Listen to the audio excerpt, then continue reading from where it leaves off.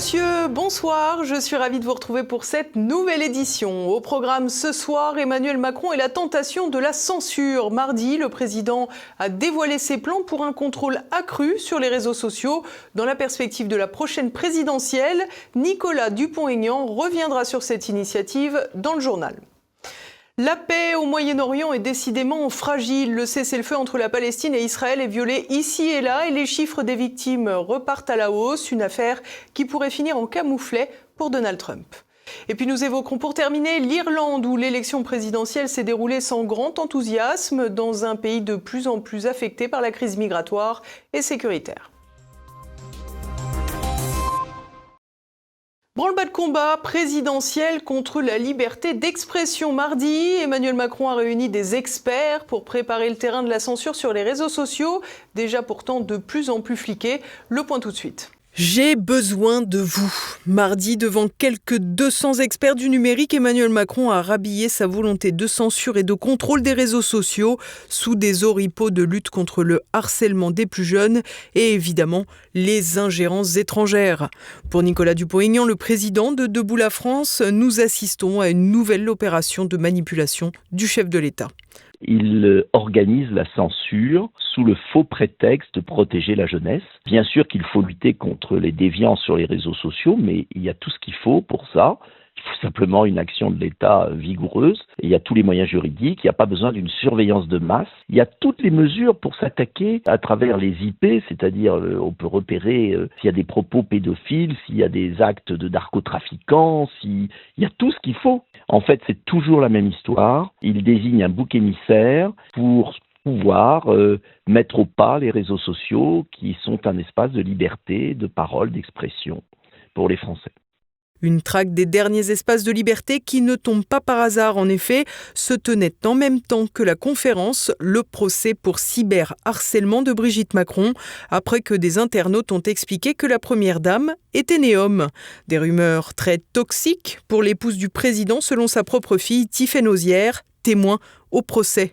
Cette dernière a notamment expliqué au juge qu'elle avait constaté que la santé de sa mère s'était dégradée avec cette affaire, dont l'ampleur est désormais internationale depuis les plaintes déposées par le couple présidentiel contre la journaliste Candace Owens. Une victimisation visant sans doute à attrister dans les chaumières face à la détresse d'une personne âgée.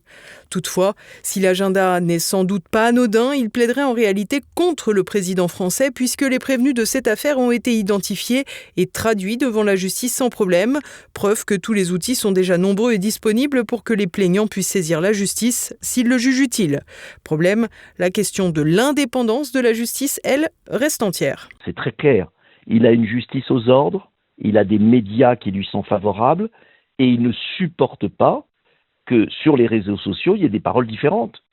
Il ne supporte pas son impopularité. Et donc, il veut mettre tout le monde au pas. Il veut transformer l'Europe et la France en une sorte de dictature. C'est clair. Une dictature que les Français commencent à identifier. En effet, en plus d'une impopularité inédite du président, la dernière étude Odoxa vient de révéler que 69% des sondés estiment qu'Emmanuel Macron n'est pas attaché aux valeurs démocratiques. Et dans ce nouveau combat de censeurs, le président pourra sans doute compter sur un allié de poids avec l'entité européenne. En effet, de nombreuses dispositions récentes vont déjà dans le sens des objectifs d'Emmanuel Macron. Mais le DSA a été voté, il s'applique, il y a l'instrument pour contrôler les réseaux sociaux. Et pire, il y avait une proposition européenne d'un chat contrôle qui permettait de rendre publiques toutes les conversations privées des messageries, qui a été heureusement bloquée par l'Allemagne, mais que soutenait la France. Ça a été très précis dans la parole d'Emmanuel Macron et notamment dans la déclaration AFP. Il parle bien dans le cadre de la prochaine présidentielle. Donc ce qu'ils veulent nous faire, c'est un coup d'État à la Roumanie. Ils ont déjà empêché une candidate par la justice. Maintenant, ils veulent, bien évidemment, tronquer l'élection présidentielle et nous refaire ce qu'ils ont fait en Roumanie. Mais cela ne passera pas pour la France, car je sais que les Français sont attachés à la liberté et il va falloir se mobiliser.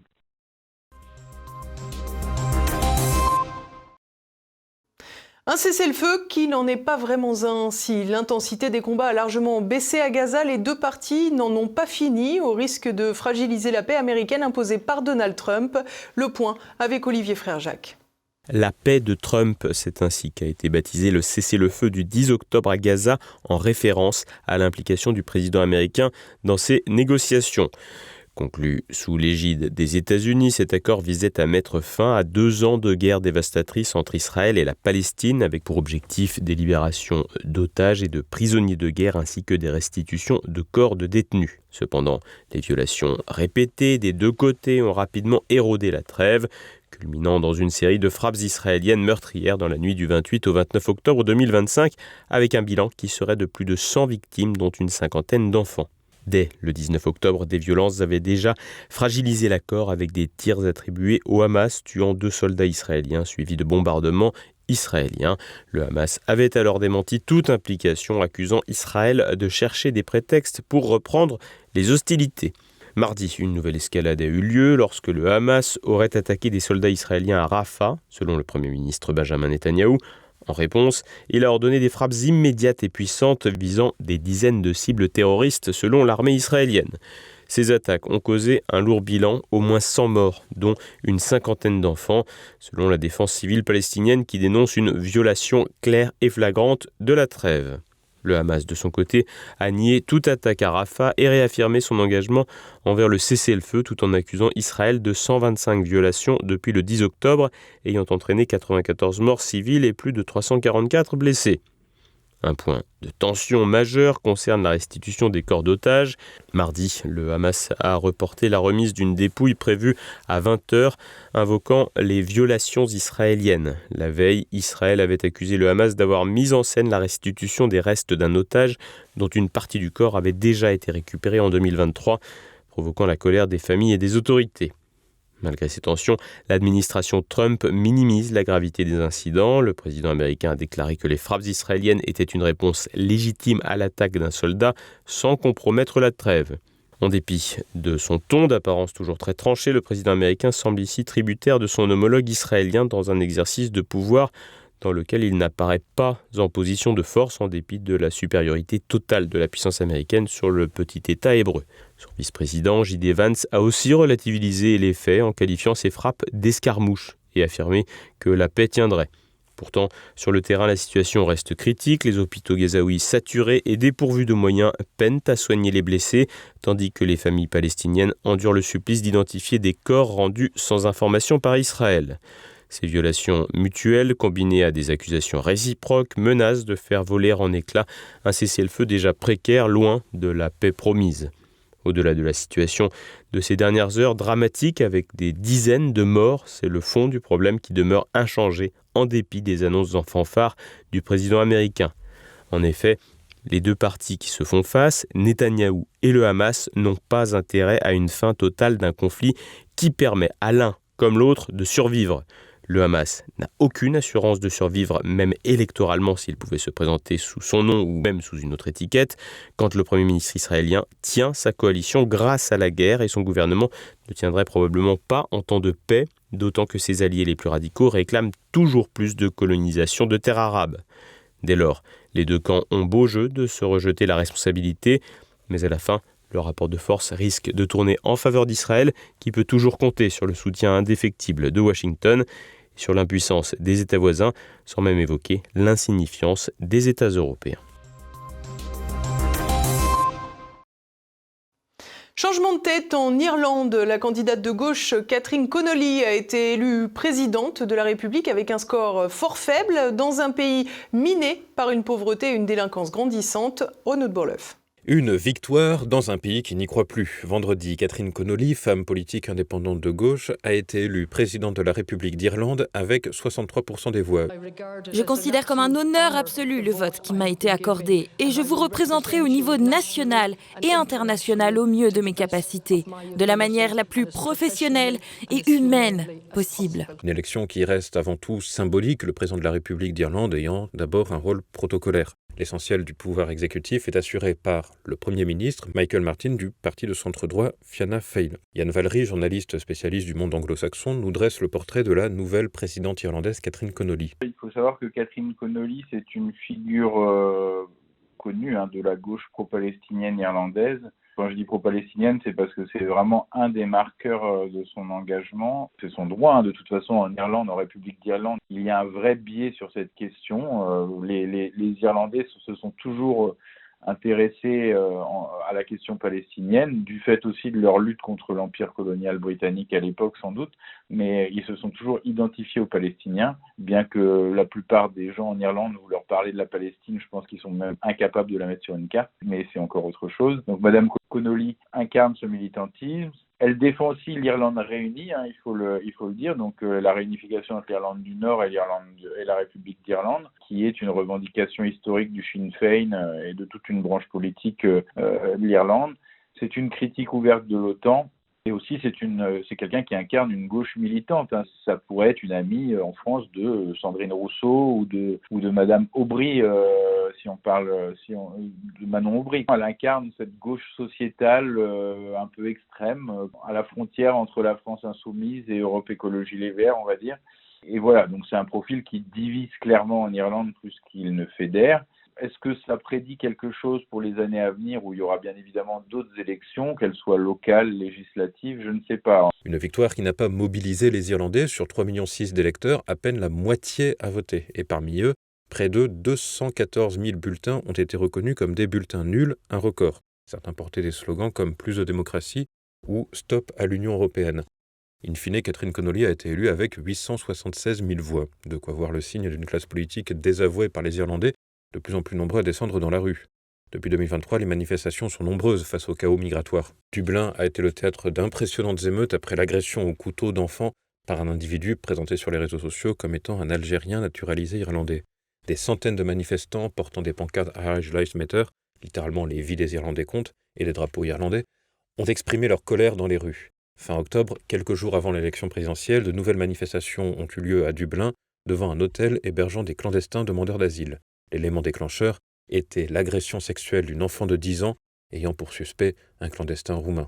C'était dans ce contexte d'opposition à une vague migratoire, assortie d'une hausse de la délinquance, que le champion de MMA Conor McGregor avait annoncé sa candidature à l'élection présidentielle avant de se retirer faute de parrainage. Les conditions pour pouvoir se présenter à l'élection présidentielle avaient été renforcées sévèrement en Irlande. Il fallait un peu plus de parrainage parce que certains candidats dits anti-système, je pense à l'athlète de MMA Conor McGregor, avait voulu se présenter eux aussi et pouvait susciter un certain nombre de voix. Je ne dis pas que Conor McGregor aurait gagné l'élection présidentielle, loin de là. Quoi qu'en pensent beaucoup de gens qui parfois sont mal informés, l'Irlande n'est pas non plus en train de basculer totalement dans un grand mouvement identitaire majoritaire anti-immigration, faut avoir mesure gardée là-dessus.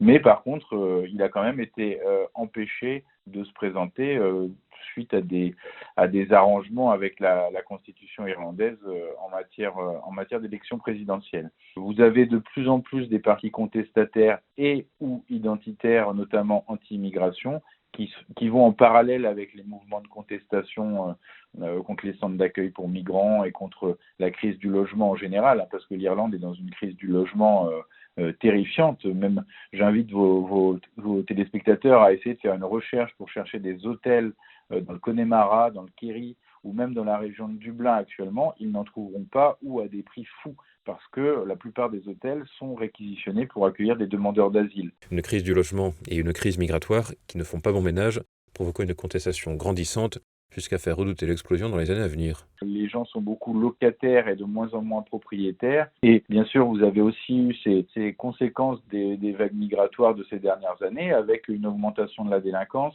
des villes qui jusqu'ici étaient acceptables, qui deviennent de moins en moins sûres. Il y a des quartiers de Dublin où c'est vraiment franchement craignos, alors que ça n'était pas avant. Même à l'ouest de l'Irlande, côté de Killarney, de ces zones-là, qui étaient des zones touristiques, prisées des touristes. Il y a des coins qui commencent à devenir un petit peu craignos aussi. Et puis surtout, il y a une misère économique et sociale importante. Vous avez des pubs qui sont quand même l'emblème de l'Irlande, d'une certaine façon, qui ferment les uns après les autres. Vous avez des petits villages qui étaient très vivants, qui accueillaient beaucoup de touristes, qui vivaient du tourisme, qui sont en train de crever. Je connais très bien, par exemple, la ville de Kenmare, à côté de Killarney. Il faut voir le nombre de commerces fermés. Vous faites des tours dans des grandes villes comme Cork, comme Limerick, comme Dublin, et vous voyez une misère qui s'empare et une population immigrée qui est de plus en plus présente, de plus en plus visible, et ça énerve une partie des Irlandais. Mais c'est quelque chose de significatif dans un pays qui jusqu'ici était plutôt considéré comme une république un peu molle, un peu douce, un peu sans bruit, qui avançait sans grand fracas. Et en fait, là, on se rend compte que la République d'Irlande est en train de voir naître en son sein tout un mouvement contestataire. Je vous dis, ça doit peser, à mon avis, 15% de la population qui en a sacrément ras-le-bol. Et passons à présent à l'actualité en bref en France. Mieux vaut tard que jamais, les voleurs aiment la culture. Selon des informations dévoilées mardi par RTL, une note du service d'information, de renseignement et d'analyse stratégique sur la criminalité organisée a constaté une accélération de la menace criminelle qui pèse sur les biens culturels en France. Selon le service, les voleurs s'intéresseraient à la valeur des œuvres d'art, mais aussi au prix des matières premières, suivant l'évolution du cours de l'or. Un phénomène au cœur de l'actualité avec le cambriolage du Louvre, mais aussi les très nombreux vols au cours des derniers mois. Musée d'histoire naturelle, musée Adrien Dubouchet à Limoges, etc. Concurrence pour Dati et fracture dans le parti macroniste. Pour les municipales à Paris, le parti Renaissance a choisi de soutenir le candidat Horizon Pierre-Yves Bournazel contre la LR Rachida Dati. Alors qu'une victoire de la droite et du centre pour mettre fin au socialisme municipal semble à portée de main, le parti dirigé par Gabriel Attal semble faire un choix idéologique sinon communautaire au détriment du pragmatisme électoral. Au-delà de la manœuvre, c'est un coup risqué puisque plusieurs membres du parti macroniste soutiennent déjà publiquement Rachida Dati, à l'image de Sylvain Maillard, le patron du parti, à Paris, ou encore le ministre Benjamin Haddad. En face, Dati se trouve dans une situation ubuesque dont son parti a le secret. En effet, elle est suspendue des Républicains car au gouvernement, mais toujours investie par LR.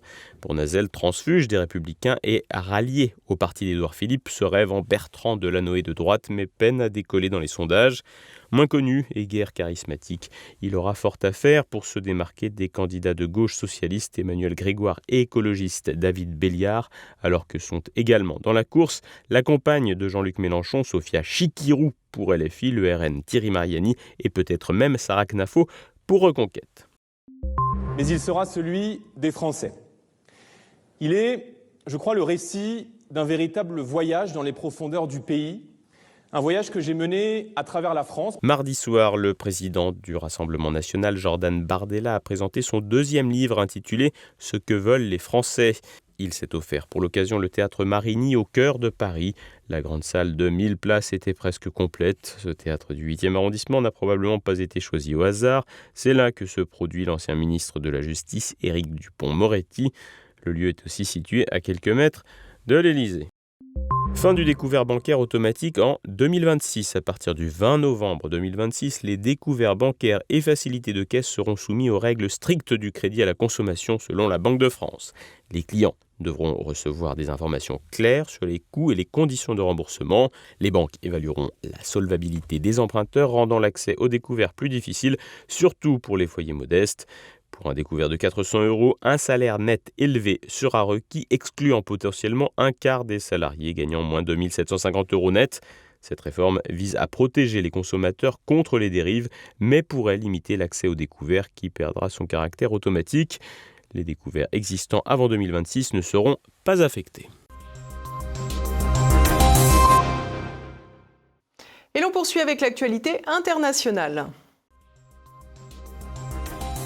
Les Néerlandais votent ce 29 octobre pour réélire leur Parlement après l'effondrement en juin 2025 de la coalition incluant le PVV de Geert Wilders, formé 7 mois plus tôt sous le Premier ministre technocrate Dick Schoof.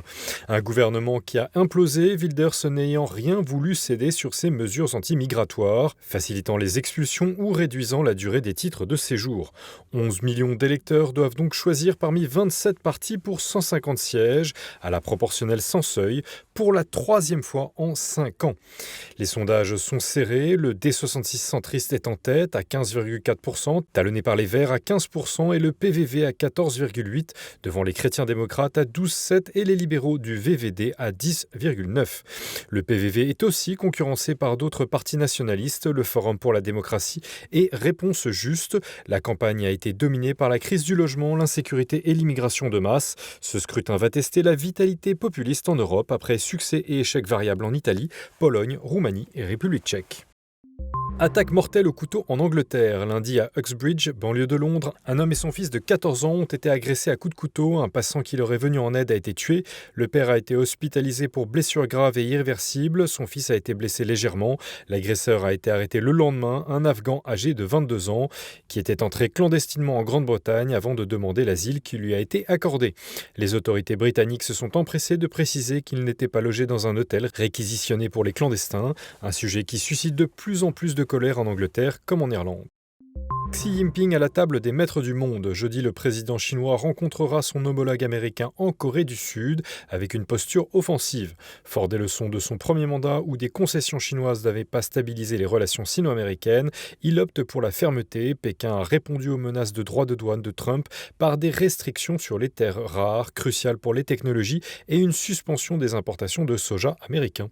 Ces leviers ont forcé des négociations ardues, aboutissant à un compromis fragile. Xi mise aussi sur le dossier de Taïwan, espérant infléchir la position américaine. Cette approche mêlant pression économique et dialogue stratégique vise à asseoir la Chine comme un adversaire redoutable, tout en évitant l'escalade. Ils doivent quitter le pays. L'ambassade des États-Unis au Mali a lancé mardi un appel urgent à ses ressortissants, les enjoignant à quitter immédiatement le pays par les vols commerciaux.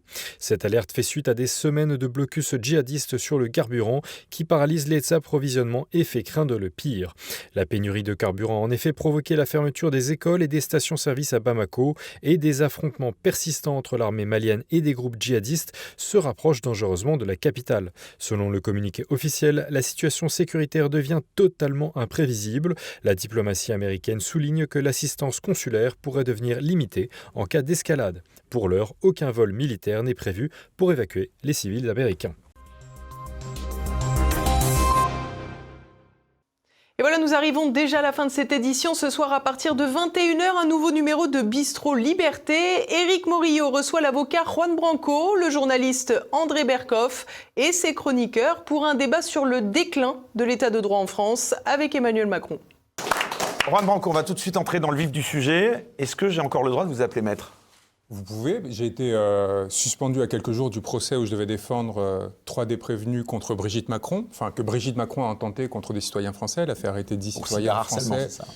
Oui, pour avoir ri d'elle et d'autres billevesés. Et elle a fait arrêter, en fait, sur instruction d'une procureure, enfin, elle a donné instruction à un procureur. Je vais même être plus précis. Le directeur de cabinet de l'Élysée a donné instruction à une procureure qui, depuis, a été promue, de s'assurer de monter un procès spectacle où on choisirait à peu près 10 citoyens français, plus ou moins au hasard. On en faucherait un en passant. Et vous étiez l'avocat de Zoé Sagan, c'est ça ? Zoé Sagan et de plusieurs autres. En réalité, j'avais été désigné par 5 d'entre eux au départ, sur les 10, ce qui est quand même incroyable parce qu'ils l'ont vraiment fait pour une grande partie au hasard. Mais je pense que j'ai été assez identifié comme déjà ayant remporté des victoires judiciaires contre le couple Macron à plusieurs reprises et contre les hiérarques de notre régime. Également au programme passé-présent, Guillaume Fiquet reçoit Antoine Delacoste pour évoquer l'enjeu géopolitique iranien des Perses au Mollah. Demain, dès jeudi, vous pourrez découvrir un Zoom avec Romain Dominati. Il est cofondateur du Parti milléiste français et il fait la promotion d'un libéralisme inspiré du président argentin. C'est à présent la fin de cette édition. Merci à tous pour votre fidélité. Demain, rendez-vous avec Olivier Frère-Jacques. En attendant, portez-vous bien. Bonsoir.